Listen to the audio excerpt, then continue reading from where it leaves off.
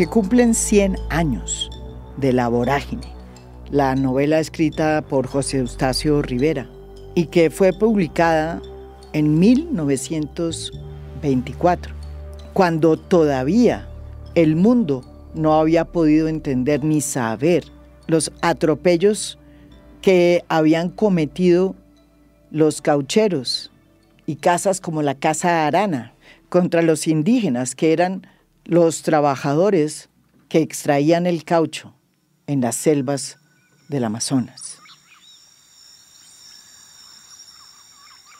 En la novela, el antagonista es el dueño de una de esas empresas caucheras, la Casa Arana, que existió en realidad y que lideró por mucho tiempo Julio César Arana. Pero el personaje principal de la novela y el narrador se llama Arturo Cova, un joven tolimense que estudió en la capital y que además de intelectual era poeta. Cova, buscando escapar de la cárcel, decide huir con su amante, Alicia, y se lanza a la aventura en la selva, hasta terminar devorado por ella. Son muchísimas las conmemoraciones que se están haciendo en estos 100 años que se cumplen de esta novela que sigue siendo cada vez más vigente. Y dentro de esos homenajes me tropecé con un libro que llegó a mis manos. Su título, Exploradores, Soñadores y Ladrones, de editorial Anagrama, y es una compilación de textos de grandes escritores de todo el mundo y que fue producto de una idea que surgió entre el Hay Festival y el Museo Británico de Londres. Uno de esos escritores que están en este libro es Juan Gabriel Vázquez, sin duda uno de los novelistas colombianos más importantes de su generación, un escritor pulcro que investiga a la hora de crear sus personajes y sus novelas y que tiene una obra extensa, marcada por novelas como Los Informantes, que fue su primera novela, que apareció en el 2004. Otro libro imperdible de Juan Gabriel Vázquez, El ruido de las cosas al caer, que publicó en el 2011, seguido por Las reputaciones en el 2013, hasta su última novela, Volver la vista atrás, donde hace un reportaje sobre la vida y la familia del director de cine Sergio Cabrera y cómo terminó él considerando la lucha armada como una vía para cambiar las cosas, para después entender que esa vía no era la que lo llevaba a los cambios. Juan Gabriel también ha sido ensayista y recuerdo ahora uno que hizo sobre esa Colombia después del acuerdo de paz, que tituló Los desacuerdos de paz. Hoy, Juan Gabriel Vázquez es nuestro invitado aquí en A Fondo. Y la razón por la cual está aquí con nosotros tiene que ver con una de sus grandes obsesiones, la vorágine. Es un secreto a voces en el mundo literario que Juan Gabriel Vázquez desde hace rato viene cocinando una novela sobre José Eustacio Rivera. Y es que cuando uno va a ver la vida de José Eustacio Rivera es casi de novela. No solo por todo lo que le tocó enfrentar cuando publicó La Vorágine, sino por todo lo que vino después y toda la cantidad de mitos que hay alrededor de su temprana muerte en Nueva York, a la edad de 40 años. Esa obsesión de Juan Gabriel Vázquez por La Vorágine y por José Eustacio Rivera quedó muy clara en el texto que escribió para el libro Exploradores, Soñadores y Ladrones, en donde aparece junto con Selva Almada, Rita Indiana, Josefa Sánchez Contreras, Philip Sands y Gabriela Wiener. Juan Gabriel escribe una historia que tiene que ver con un personaje fundamental que hace parte de la cosmogonía de la vorágine de José Eustacio Rivera y que se llama Eugène Rabouchon, un explorador francés que era fotógrafo y que desapareció en circunstancias muy extrañas en el río Caquetá en 1906. Él había llegado allá, a esa selva, contratado por la Casa Arana para que hiciera unas fotos sobre los límites de sus propiedades. Y en la medida que fue desempeñando su trabajo, se dio cuenta del grado de esclavitud con que la Casa Arana mantenía a los indígenas que trabajaban en la extracción del caucho. Tomó fotos y registró en ellas el drama humano que vivieron miles de indígenas y que, según los datos históricos, produjeron la muerte de cerca de 80.000 indígenas entre finales del siglo XIX y comienzos del siglo XX. Uno no sabe cuando termina la historia que usted escribió y que se llama Papel bajo la lluvia, si todo lo que cuenta usted es verdad o si es mentira.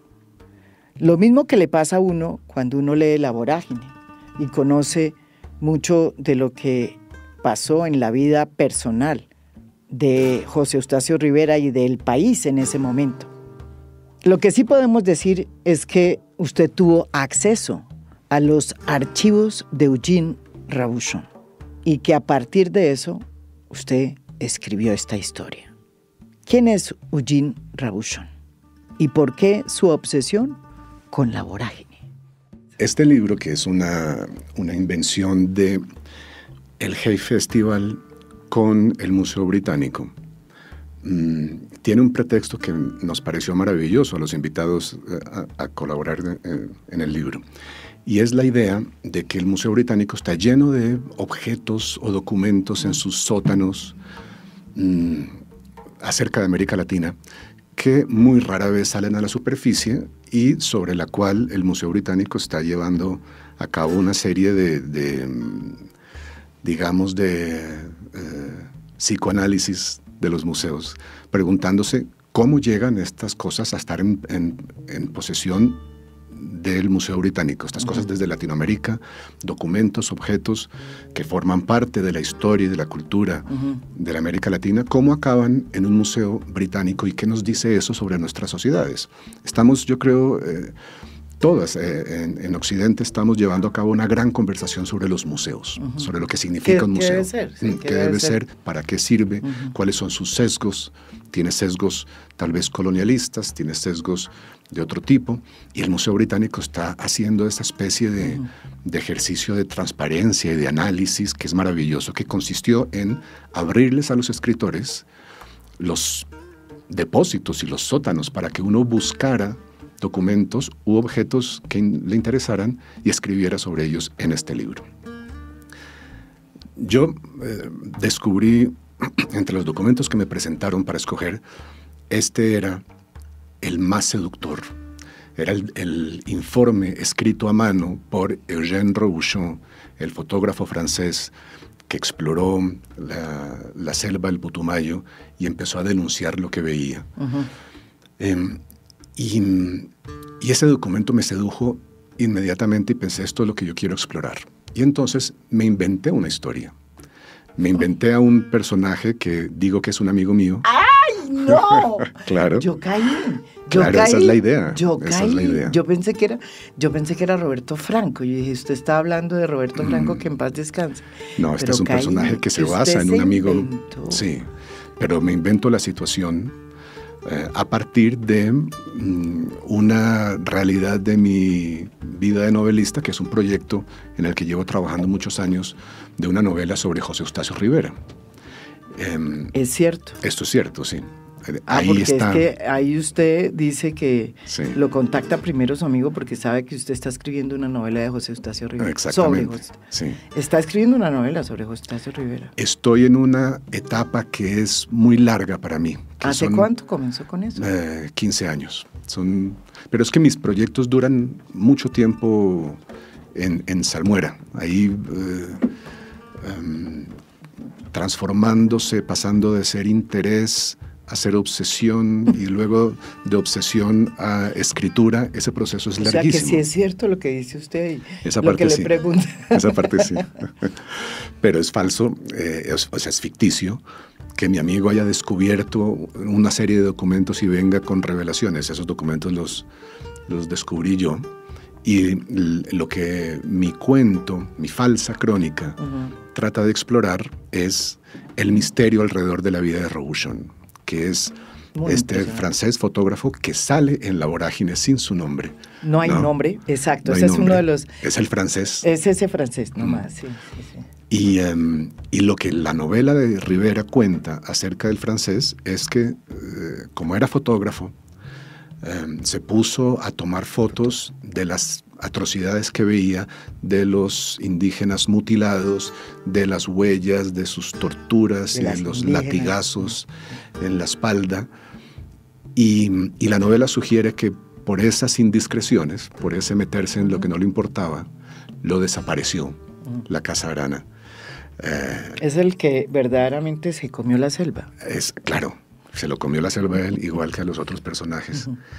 Y alrededor entonces de ese misterio traté de construir un cuento que reflexiona sobre una situación que fue real, que es que Robuchon hizo un informe sobre lo que estaba viendo y después la Casa Arana, después de él muerto, la Casa Arana lo publicó, pero muy editado, eliminando todo lo que era incómodo, eliminando todas las frases que hablaban de la esclavitud de los indígenas.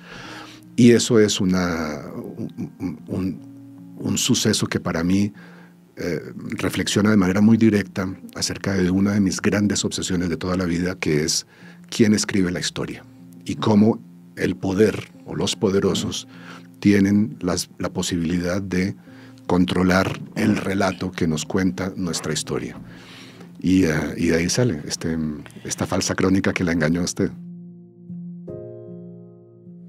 Después de que su informe es editado, Robuchon sigue insistiendo en que se conozca la verdad. Manda sus fotografías primero a la prensa peruana y después a la prensa inglesa, a un semanario que se llama The Truth, y allí empiezan a publicar sus fotografías. Sí, la cronología, para que los que nos oyen lo entiendan bien, es Robuchon hace estas exploraciones en los primeros años del siglo XX y escribe su informe en 1904. Después de escribir su informe, le quedan unas inquietudes y empieza a viajar otra vez, a hacer otro viaje, abiertamente en busca de los testimonios de las atrocidades y tomándole foto a todo lo que ve. Y ahí es cuando misteriosamente, en medio de un viaje, de repente desaparece y nadie sabe cómo se fue de un campamento, nadie sabe, no aparece su cuerpo, es completamente esfumado. No voy a contar cómo es que usted decidió en su cuento contar la muerte de Robuchon, que es también todavía un misterio. Pero la historia dice que Robuchon iba en el río Caquetá y que al pasar unos rápidos sufre un accidente y se cae de la canoa. Logra sobrevivir y llega a una bahía con varios de las personas que lo acompañaban. Algunos de ellos deciden que tienen que ir por ayuda y Robuchon y otros se quedan ahí a la espera de que la ayuda llegue. Sin embargo, cuando finalmente llegan los socorristas, no hay rastros ni de él ni de su gente. Y usted dice que esos socorristas lo único que encuentran es un papel que dejan pegado a un árbol con un mensaje que no se pudo leer porque la lluvia deshizo las palabras.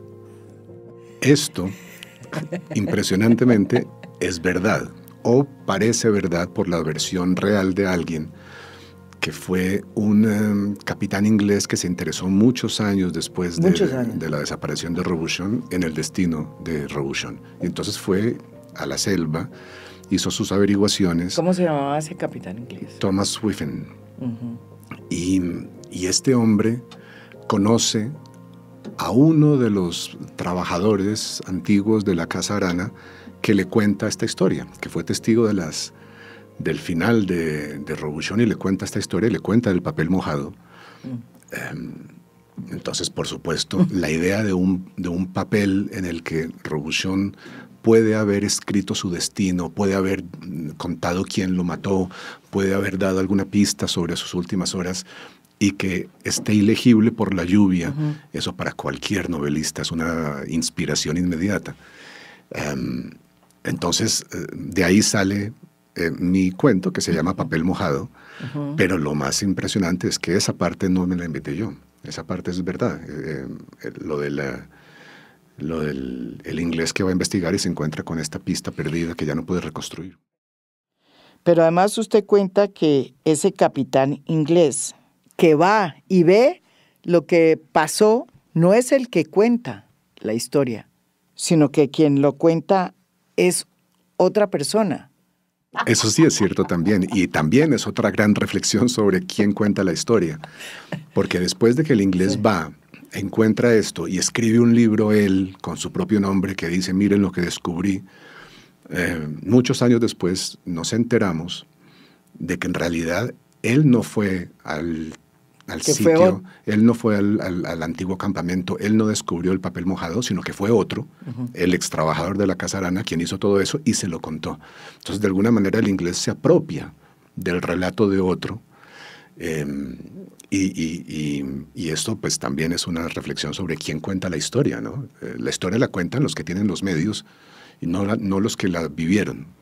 Y eso es otra conversación que es importante tener. Que hay fuentes, como decía periodísticamente, yo diría que las fuentes en periodismo, las fuentes son las que cuentan las historias. Le cuentan al narrador, sí, que es el periodista sí, el que saca la historia.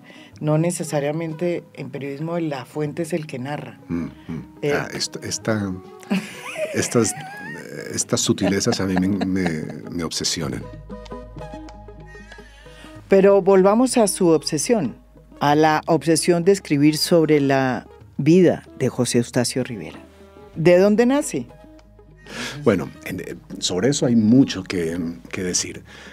Rivera publica la novela en el 24 y las primeras reacciones son muy escépticas. Hay gente que lo critica diciendo que esto no es una novela, es un reportaje, ¿no? Porque está demasiado anclado en la realidad y tiene una voluntad clara de denuncia. De hecho, cuando la novela se va a publicar, los anuncios que aparecen en la prensa hacen sonar el libro como si no fuera una obra de arte literaria, sino un documento de denuncia. Entérese usted de lo que está pasando con los caucheros. Los anuncios eran en ese tono. Era una denuncia. Era una denuncia. Y lo critican por eso, porque esto no es una novela, es una denuncia periodística. Pero otros lo critican también porque es una cosa demasiado truculenta, que parece de la Crónica Roja, le dicen, llena de violencia y de sexo y de muerte y de escenas terribles. Aquella escena fantástica en la que a un personaje se lo comen las pirañas. ¿No? Sí. Y entonces lo acusan de que la novela es simplemente un vehículo para contar las aventuras de José Eustacio Rivera. Y otros la toman por un documento tan real que van a donde Rivera y le dicen, yo me ofrezco para ayudarle a la pobre Alicia, que quién sabe dónde está, que se quedó por allá, yo me ofrezco para ayudarle. Es correcto. Entonces hubo esa confusión desde el principio, que Rivera alimentó maravillosamente, porque parte de las fotografías de las que usted hablaba en la primera edición, hay unas que son fotografías de ficción, que son maravillosas. ¿Sí? Está Rivera, aparece él mismo, es correcto. Pero debajo dice Arturo Cova en el resguardo tal, y dice fotografía tomada por Zoraida Ayram. Bien, Arturo Cova y Zoraida Ayram son personajes de ficción de la novela. Y aquí entonces Rivera está creando un malentendido maravilloso que podría haber salido de los libros de ahora de W.G. Sebald, un alemán que mete fotos en los libros con una intención muy particular. Y son técnicas de una modernidad maravillosa. De manera que él alimentaba ese malentendido entre el reportaje y la ficción, entre la denuncia y la literatura. Pero es que aparte de eso, recibió críticas muy duras. La primera edición, de parte de gente que decía que esto es una novela de costumbrita y de poeta, y que lo hacía además en un lenguaje rimbombante, al que se le notaban, eran las primeras críticas, al que se le notaban los endecasílabos y los alejandrinos, ¿no? Porque Rivera efectivamente era verdad, era un poeta, tenía un libro de sonetos que se llamaba Tierra de Promisión, y no pudo evitar que los versos se le metieran en su prosa. Entonces su prosa estaba llena de alejandrinos y de endecasílabos y de métricas que pertenecen a la poesía y no a la prosa. Y alguien se lo señaló y él lo corrigió, efectivamente. Él aceptó la crítica y la corrigió. Lo otro, Juan Gabriel, es que la vida personal de José Eustacio Rivera se volvió un drama de novela, porque él empezó a pelear con la Casa Arana y a recibir ataques que afectaron su salud. Entonces lo que le pasa a él es que lo invitan a ser parte de una comisión que se reúne en La Habana, en Cuba, en el año 28, una comisión, él como parte de una comisión colombiana sobre inmigración, y se va para La Habana. Y cuando está en La Habana, decide hacer realidad un sueño viejo que tiene, y se va para Nueva York con la intención de publicar la 5ª edición de La Vorágine en Nueva York, hacerla traducir al inglés, que hacía un drama, y tratar de hacerse millonario con la adaptación cinematográfica. Él estaba convencido de que eso iba a pasar así de fácil. Llegó en abril a Nueva York. En noviembre más o menos salió la 5ª edición de La Vorágine y él estaba feliz. Él pensaba que iba a lograr la adaptación al cine y que iba a ganar un dinero con eso. Y en ese momento enferma. De repente sale la 5ª edición, la tiene en sus manos. La manda a Colombia con un piloto que va a tratar de hacer un vuelo de aventura, a tratar de llegar en bimotor desde Nueva York a Bogotá en menos de 40 horas. Y Rivera le entrega 2 ejemplares de La Vorágine, 5ª edición, uno para el presidente y otro para la Biblioteca Nacional de Colombia. Y luego se va para su casa con toda esta cantidad de proyectos, se enferma, a los 3 días cae en coma y a la semana muere. Y nadie sabe todavía qué le pasó. Al año siguiente, un intelectual mexicano, José Juan Tablada, dijo que lo había matado la selva, que había una flecha envenenada con curare que había atravesado los años y las geografías para llegar a Nueva York tantos años después y matar a Rivera porque, dice Tablada, la selva no perdona. Y eso evidentemente es una metáfora de otra cosa, pero todo para decir que hay un misterio en la vida de Rivera que no se ha resuelto. Y hay, como nos conviene a los latinoamericanos, hay teorías de la conspiración sobre esto. En el fondo, La Vorágine es una novela de denuncia, como fue la de 100 años de soledad, de García Márquez. Tenía la grandeza de tantas de las novelas que han definido el siglo XX latinoamericano, de ser al mismo tiempo un documento humano, social, político, muy potente, y hablar de cosas incómodas y recordar lo que gente muy poderosa quiere que se olvide o que no se sepa. Y al mismo tiempo una obra literaria, ¿no? Es una historia de amor finalmente, comienza siendo una historia de amor y es además una novela de un registro literario muy particular. Parece como salida de otra época, del siglo XIX. La lengua de Rivera es muy pesada, es muy es exuberante como la selva, dice mucha gente, muchos de sus lectores. Pero al mismo tiempo la construcción de la novela es absolutamente moderna, ¿no? Esa idea del manuscrito encontrado tal como lo pone Rivera. Rivera encabeza la novela con una nota firmada por él mismo, por un José Eustacio Rivera, que recibe del cónsul de Manaos el manuscrito, sí. Y dice, y yo lo preparé para la publicación, yo más o menos lo corregí, lo pulí un poco y lo preparé para la publicación, y aquí lo muestro. Y la novela termina con otra nota en la que se trata de averiguar qué fue lo que le pasó, se pide información sobre el destino de esos personajes sobre los cuales acabamos de leer, sí. Y esa es la famosa última frase de la novela, ¿qué? Se los tragó la selva. Pero yo quiero hablar no solo con el Juan Gabriel escritor, quiero hablar con el Juan Gabriel traductor, al que fue el primero que yo conocí, allá hace muchos años en Barcelona. Usted de corazón es traductor y hace unos años decidió traducir un libro que tiene mucho que ver con lo que estamos hablando. Además porque se unen con los personajes que tienen que ver con esta historia. Me refiero al Corazón de las Tinieblas, de Joseph Conrad.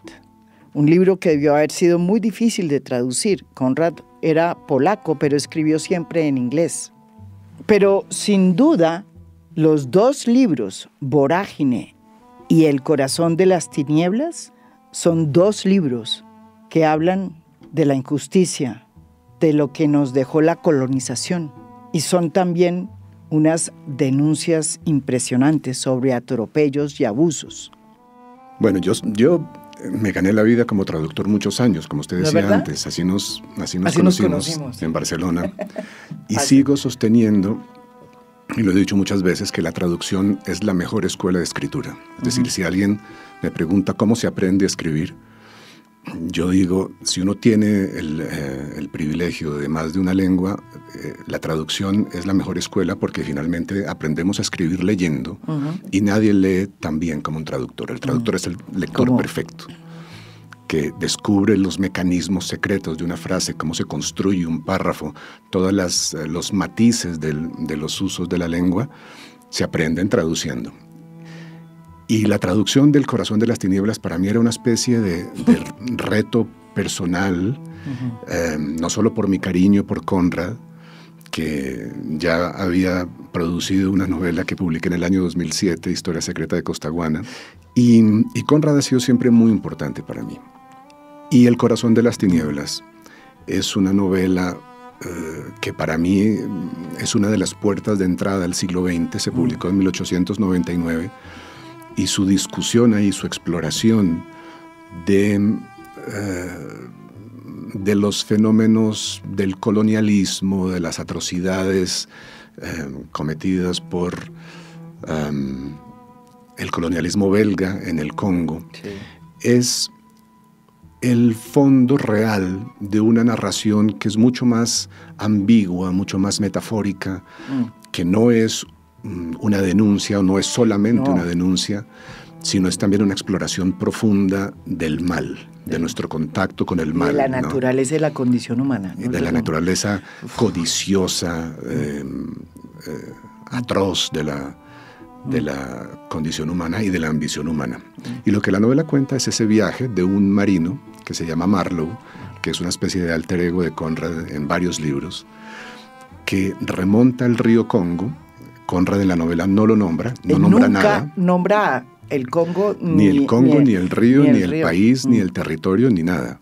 Él decía, y lo repetía mucho, que lo explícito es fatal para el arte. Es decir, que mientras más ambiguo sea todo, mejor para la obra de arte que debe ser una novela. Y el personaje entonces remonta a este río en busca de Kurtz, ese Kurtz que es un colonialista enloquecido que después de explotar el marfil durante muchos años se volvió loco y se volvió una especie de figura tutelar, casi una especie de pequeño dios para los nativos del lugar, y enloquece. Y esa es la persona que Marlowe tiene que ir a rescatar desde el fondo de la selva. Y en ese viaje de penetrar en los lugares oscuros de un territorio desconocido, a ese viaje Conrad lo transforma en una gran metáfora de lo que es nuestro viaje a lo más oscuro que somos. ¿Le resultó fácil traducir a Joseph Conrad, que es un escritor polaco que aprendió muy tarde a escribir en inglés. Es una curiosidad y es una de las razones por las que traducirlo es particularmente difícil. Claro, porque su inglés recibe mucha influencia de las lenguas latinas, porque él hablaba francés muy bien. Antes de aprender el inglés habló francés, y un francés muy literario. Y además los rezagos, los remanentes de su polaco natal. Entonces el inglés es una mezcla de muchas cosas y tiene una textura, unos registros muy difíciles de reproducir para el traductor.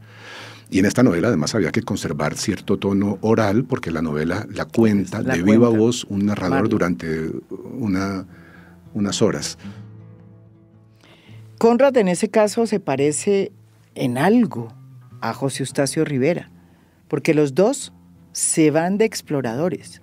Conrad se va de explorador como marinero por el Congo y José Eustacio Rivera se va como explorador, como topógrafo, para medir las fronteras en la selva colombiana.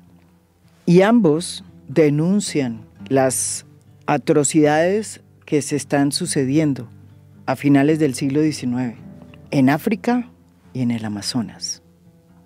Ya va uno entendiendo por qué sus dos obsesiones. Por un lado, Joseph Conrad y por el otro lado, José Eustacio Rivera. En muchas cosas se parecen, incluso en el hecho de que las dos historias están conectadas por un personaje que fue quien realmente denunció ante el mundo los atropellos cometidos por la Casa Arana y que fue enviado por la corona inglesa como cónsul de Manaos para hacer un informe que terminó acabando con las ínfulas y el poder de la Casa Arana. El informe lo hizo Roger Casement, un hombre que une estas dos historias, dos denuncias que hizo Joseph Conrad en África y que terminó haciendo José Eustacio Rivera en el Amazonas. Así lo cuenta Juan Gabriel Vázquez. Es una transposición esta novela de la experiencia de Conrad, de lo que él vio cuando viajó al Congo, estuvo en el Congo, con el encargo también, un poco como el capitán Marlowe, de llevar un barco, de meterse en los lugares oscuros, inexplorados del Congo, con ese pequeño vapor de río. Y en ese viaje conoce, y esto es un vínculo indirecto con la vorágine, conoce a un irlandés que se llama Roger Casement, que está en el Congo explorando, investigando. Increíble esa historia. Es increíble. Casement está investigando acerca de las atrocidades que está cometiendo Leopoldo II de Bélgica en el Congo.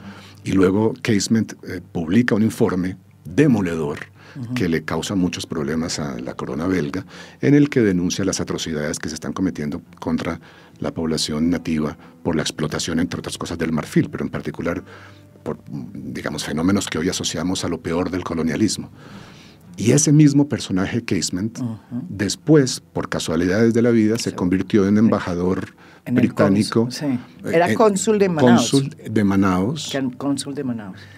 Y en esas funciones empezó a interesarse por los rumores de atrocidades, nuevamente, de mutilaciones, violaciones, asesinatos que se estaban cometiendo contra los indígenas de la selva limítrofe entre Perú y Colombia, en particular por parte de la explotación cauchera, de la explotación del caucho, de una institución en particular, una empresa que era la Casa Arana. Y él investiga a Casement, tal como investigó en el Congo las atrocidades de allá, investiga las de acá. Mandado por la corona. Mandado por la corona. Y publica un informe también demoledor que también le causa problemas a la corona, a la corona británica, sí, pero también a la Casa Arana. Y esto es más o menos en 1910. Y años después llega este otro personaje que nos interesa hoy, José Eustacio Rivera, y empieza a enterarse de las mismas atrocidades y vuelve a denunciarlas, y de ahí sale la vorágine. Claro, es que hay una cada vez que usted habla de José Eustacio Rivera, uno dice, bueno, tiene mucho que ver también con lo que hizo Joseph Conrad. Así es. Son muy parecidos en su manera de mirar. Guardadas todas las proporciones, La Vorágine es el corazón de las tinieblas de nosotros, de América Latina. Esto es A Fondo. Mi nombre es María Jimena Duzán.